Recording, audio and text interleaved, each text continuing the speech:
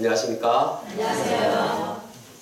16년 동안 우리 대학로를 인도하시고 긍휼을 베푸신 주님께 감사와 찬양을 드립니다. 네. 우리 다 같이 주님께 감사하는 마음으로 박수를 드리겠습니다.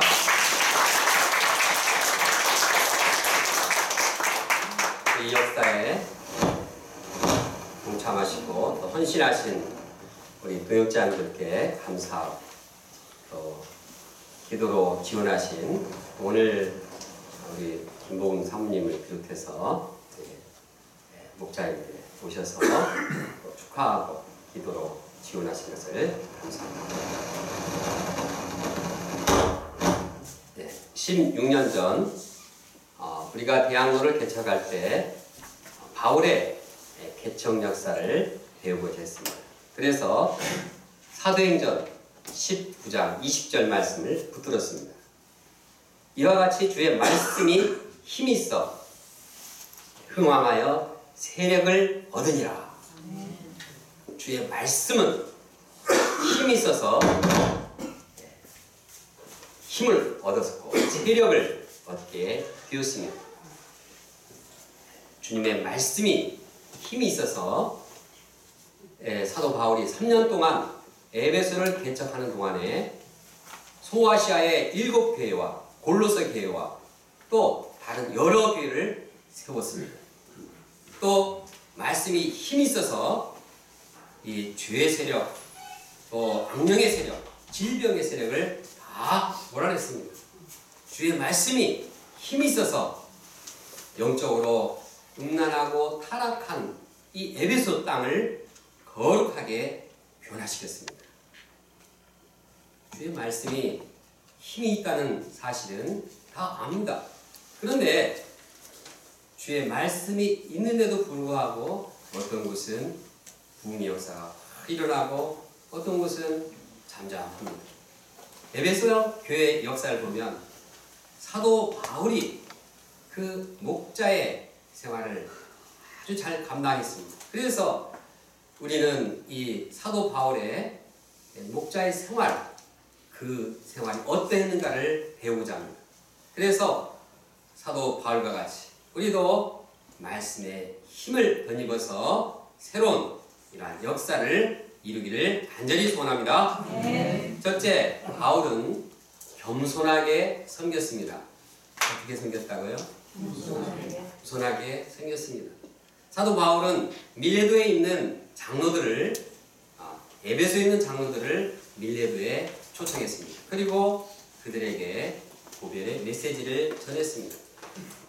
그런데 여기에서 이 사도 바울이 가장 먼저 언급한 말씀이 있습니다. 그것은 겸손이었습니다. 다 같이 19절 말씀을 함께 읽어보겠습니다. 19절 말씀입니다.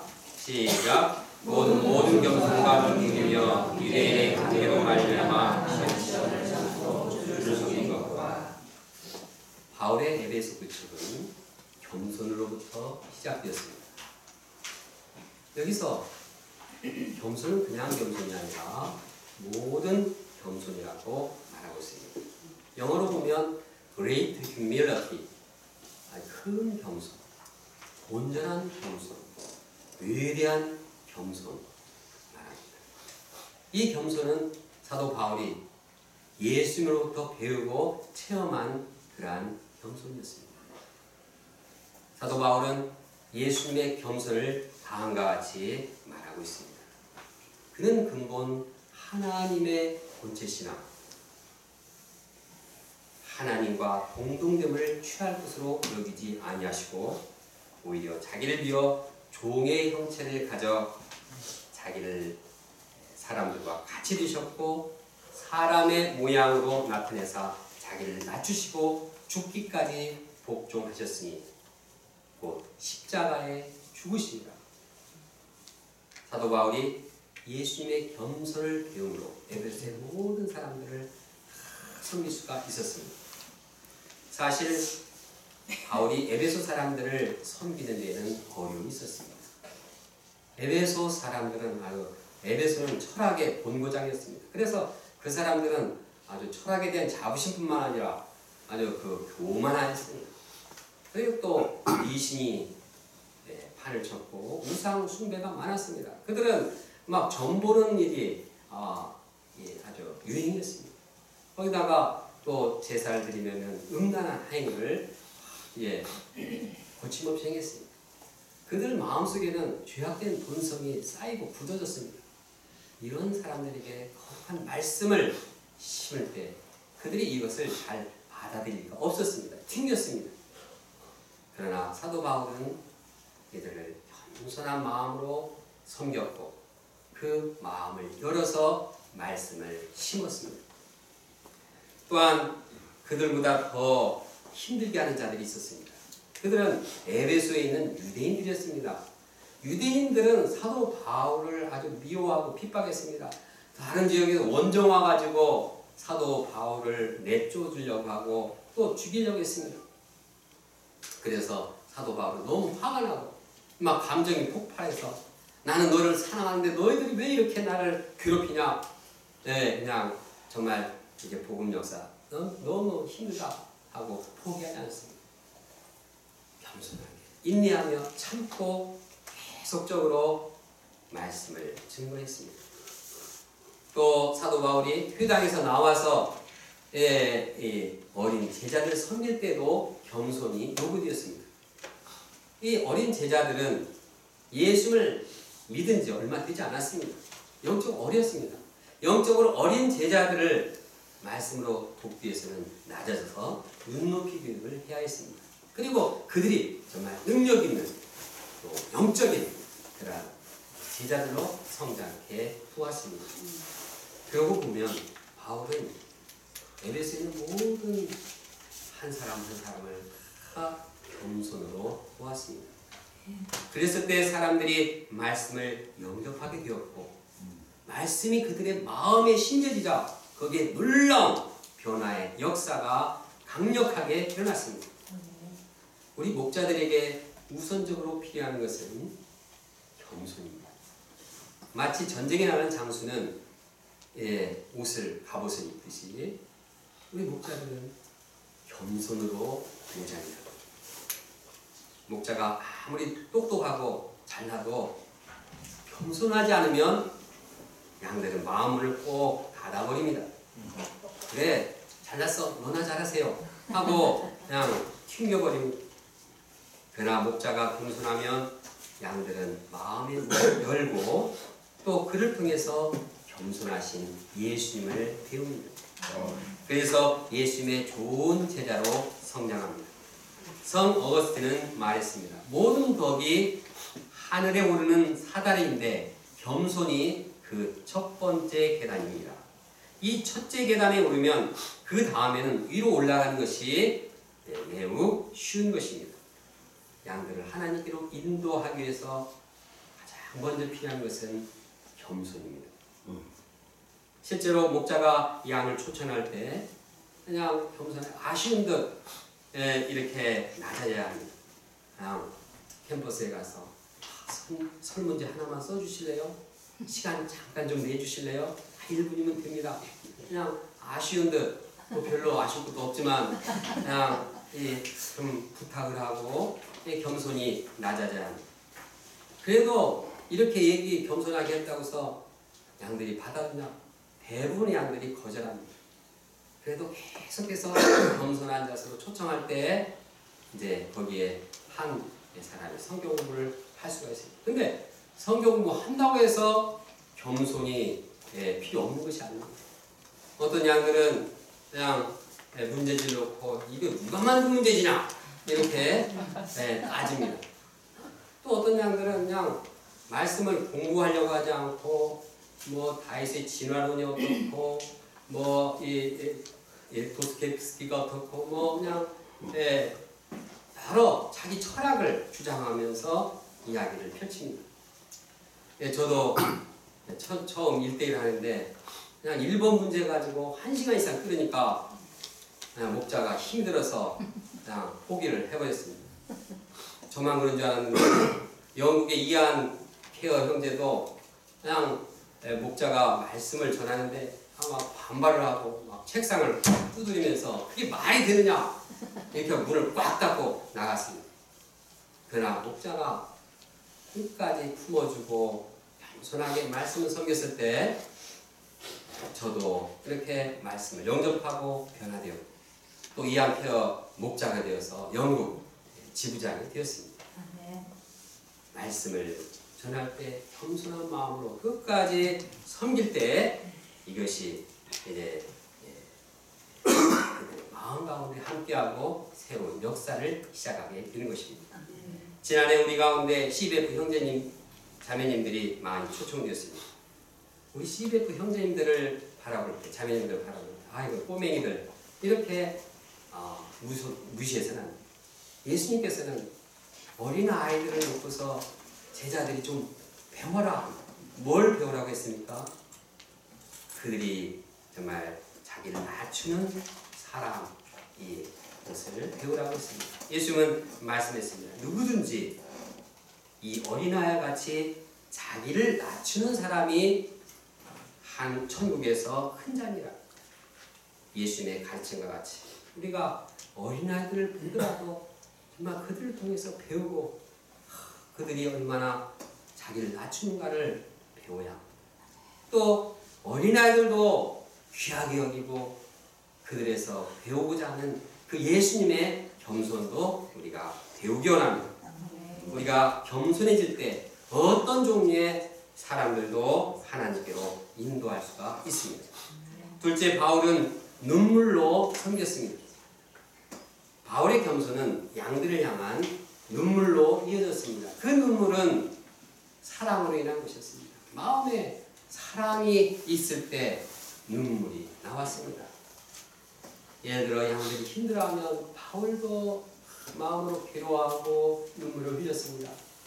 양들이 죄에 빠져서 방황할 때 아이 그놈 나쁜 놈 정죄하지 않고 같은 마음으로 안타까워하면서 괴로워하면서 눈물을 흘렸습니다. 그러다가 양들이 회개하고 변화돼서 기뻐하면 바울도 너무나 기뻐서 함께 눈물을 흘리며 감사했습니다. 양들이 목자에게 반발할 때 안타까운 심령으로 낮아져서 눈물을 흘리면서 이렇게 훈계를 하며 그를 보았습니다. 본문 19절과 더불어서 31절에도 눈물이라는 단어를 반복하고 있습니다. 거기에 보면 에베소 장로들과 헤어질 때 그들은 서로 몸을 껴안고 크게 울었다고 말하고 있습니다. 원문에 보면 모든 자들이 큰 통곡이 있었다. 왜냐하면 다 큰 사람들이 막 울면서 이 바울을 껴안고 이렇게 크게 울었습니다. 이것이 무엇을 뜻하는 것입니까? 바울이 얼마나 그들을 사랑했는지를 보여주고 있습니다. 서로 뜨겁게 사랑하다가 이제 작별해야 되니까 서운하고 섭섭해서 하염없이 눈물을 흘렸습니다. 바울은 에베소 성도들에게만 이렇게 눈물을 흘린 것이 아닙니다. 빌립보 성도들을 향해서도 눈물을 흘렸습니다. 고린도 성도들을 향해서도 눈물로 내가 편지를 쓴다고 고백하고 있습니다. 그의 목표는 눈물이 목표였습니다. 눈물이 마르지 않는 목표였습니다. 목자 바울의 눈물로 인해서 양들이 생명이 살아나고 제자로 성장했습니다. 마치 화초가 물을 받아서 자라듯이 양들은 목자의 눈물을 받고 자랍니다. 저도 가끔 눈물을 흘릴 때가 있습니다. 미천한 저를 목자로 삼아주신 주님께 감사의 눈물을 흘려요. 또 이 주님의 역사를 위해서 참 헌신하고 동역하는 끊임없이 변함없이 충성하는 목자들을 볼 때 감사의 눈물을 흘립니다. 그런데 과거에 비해서 눈물이 많이 말라 있습니다. 돌이켜보면 예수님을 영접하고 처음 목자 생활 때 참 많이 울었습니다. 저를 향한 예수님의 사랑이 마음에 살아있어서 그 감격으로 인해서 눈물을 흘렸습니다. 주님의 양들이 제 마음에 살아있을 때 그 양들로 인해서 눈물을 많이 흘렸습니다. 식사할 때도 그냥 눈물이 앞을 가려서 양들을 생각할 때 정말 밥상에 눈물을 흘려야 했습니다.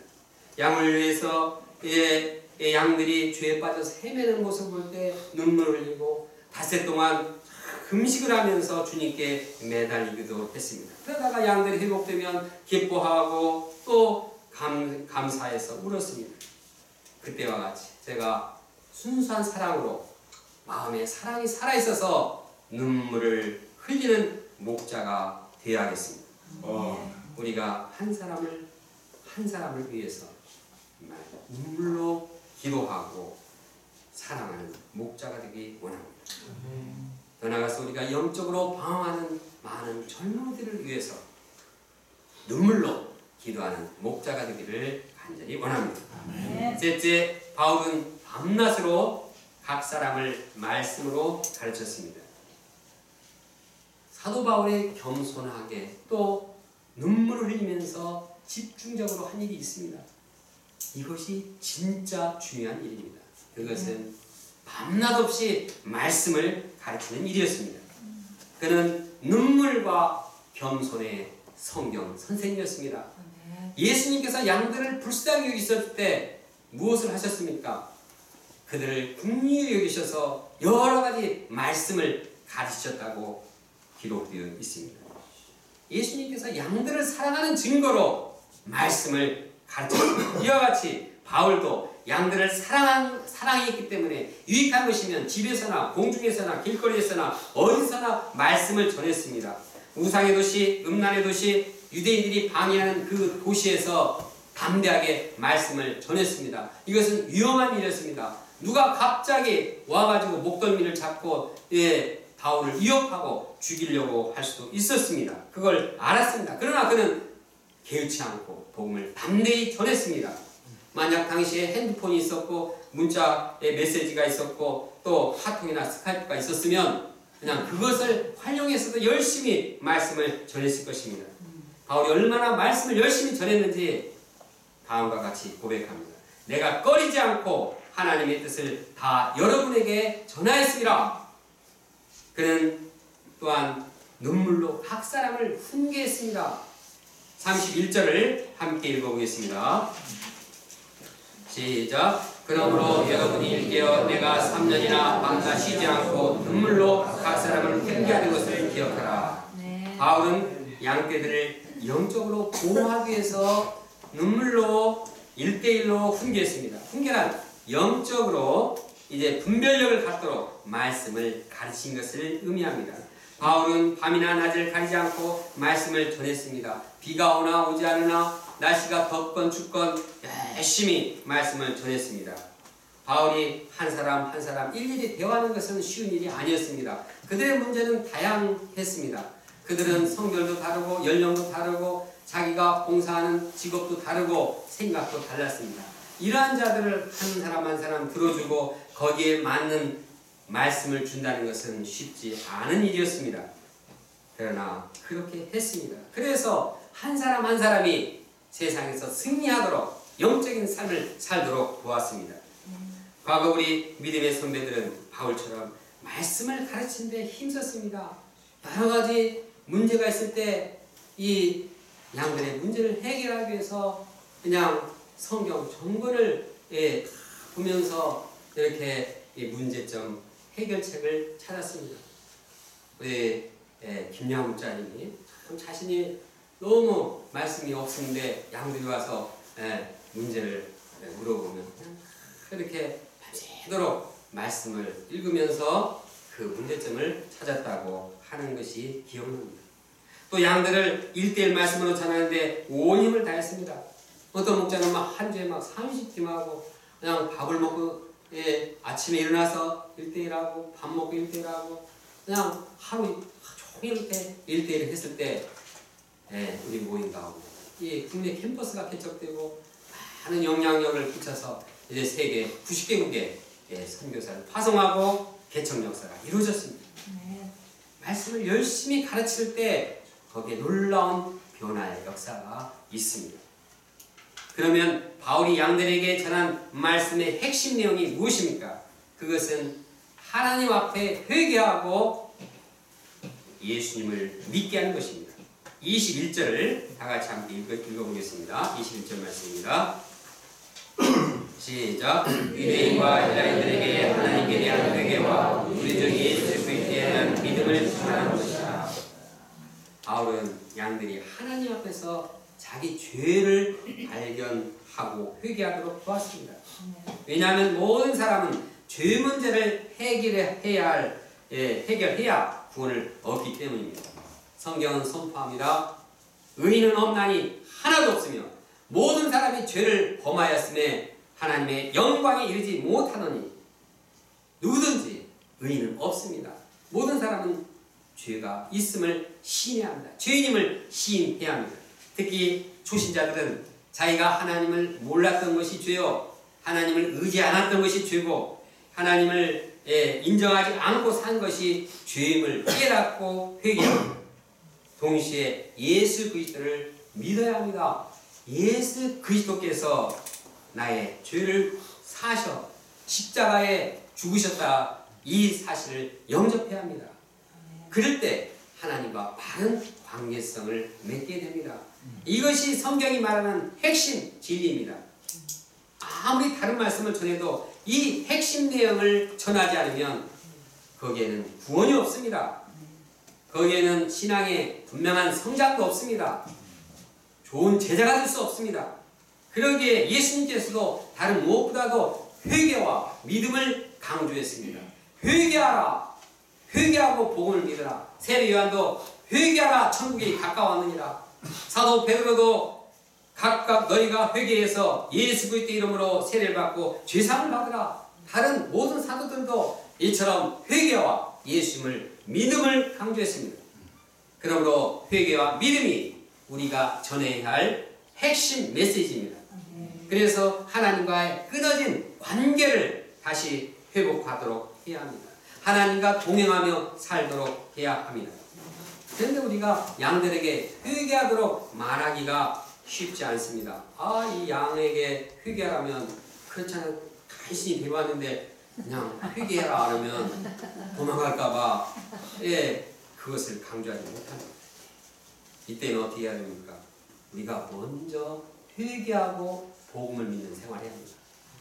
회개가 부담스러운 것이 아니고 회개가 참 나를 새롭게 하고 나를 기쁘게 하고 나를 행복하게 하다는 사실을 내가 체험하고 내가 먼저 은혜를 받고 내가 충만해서 은혜가 충만해서 그냥 그것을 함께 나누고자 할 때 우리는 그렇게 할 수 있습니다. 그럼 우리가 먼저 주님 앞에 회개하고 예수를 영접함으로 은혜가 충만한 생활을 해야겠습니다. 회개와 믿음은 그냥 예수님 처음 믿을 때 이르러 끝나는 것이 아닙니다. 우리가 죄악된 본성을 가지고 있기 때문에 계속해서 회개하고 주님을 믿음으로 성화되어야 합니다. 예수를 닮아가게 됩니다. 그 기쁨이 큽니다. 이러한 회개와 믿음을 우리의 신앙의 방향으로 잡고 또 양들도 그 회개와 믿음의 역사에 동참하도록 와야겠습니다. 우리가 회개와 믿음을 분명하게 전하는 성경 선생이 되기를 간절히 원합니다. 본문을 정리합니다. 사도 바울이 양들을 어떻게 섬겼는지 살펴보았습니다. 바울은 겸손과 눈물로 양들을 섬겼습니다. 각 사람에게 밤낮 눈물로 가르치면서 보았습니다. 특히 양들에게 하나님에 대한 회개와 예수님에 대한 믿음을 심었습니다. 그 결과 말씀의 힘이 사람들을 변화시켰고 에베소를 비롯한 소아시아를 변화시켰습니다. 우리도 사도 바울과 같이 겸손 마음을 가지고 눈물 목자로서 눈물이 마르지 않는 목자로서 말씀을 열심히 가르치기 원합니다. 그래서 우리에게 말씀의 힘이 있어서 흥왕하여 세력을 얻기를 간절히 소원합니다. 다 같이 31절 말씀을 함께 읽겠습니다. 시작. 그러므로 여러분이 일깨어 내가 3년이나 밤낮 쉬지 않고 눈물로 각 사람을 훈계하는 것을 기억하라. 기도하겠습니다.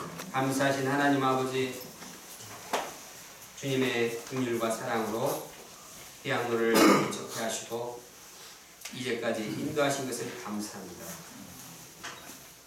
우리를 지켜주는 분이 말씀이신 예수님입니다.